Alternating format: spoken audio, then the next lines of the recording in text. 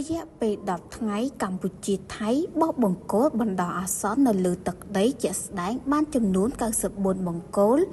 ត្រឹមរយៈពេល10ថ្ងៃកម្ពុជាថៃបានចុះពិនិត្យទីតាំងជាក់ស្ដែងលើការងារបោះបង្គោលបណ្ដោះអាសន្ននៅកំណត់ខ្សែព្រំដែនចន្លោះបង្គោលលេខ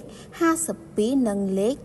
59ស្ថិតក្នុងភូមិសាស្ត្រស្រុកគំរៀងខេត្តបាត់ដំបងរបស់កម្ពុជាជាប់នឹងខេត្តចន្ទបុរីរបស់ថៃដោយបានបោះបង្គោលបណ្ដោះអាសន្ននៅលើទឹកដីជាក់ស្ដែងបានចំនួន94បង្គោលស្មើប្រមាណ56%យោងតាមមន្ត្រីជាន់ខ្ពស់នៃរដ្ឋលេខាធិការដ្ឋានកិច្ចការព្រំដែនកម្ពុជាបានឲ្យដឹងនៅថ្ងៃទី17ខែវិច្ឆិកាថាភាគីកម្ពុជានិងភាគីថៃបានឯកភាពគ្នាចុះអនុ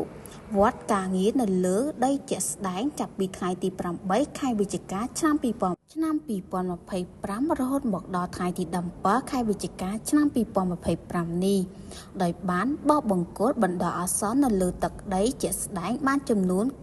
94បង្គោលលើផែនការសរុប166បង្គោលពិតជាភាគរយសម្រេចបានប្រមាណ56%បើតាមរដ្ឋលេខាធិការកិច្ចការព្រំដែនកម្ពុជាភាគីទាំងពីរនឹងបន្តការងារបោះបង្គោលបណ្ដោះអាសន្ននេះឲ្យចប់តាមផែនការនាពេលដ៏ខ្លីខាងមុខ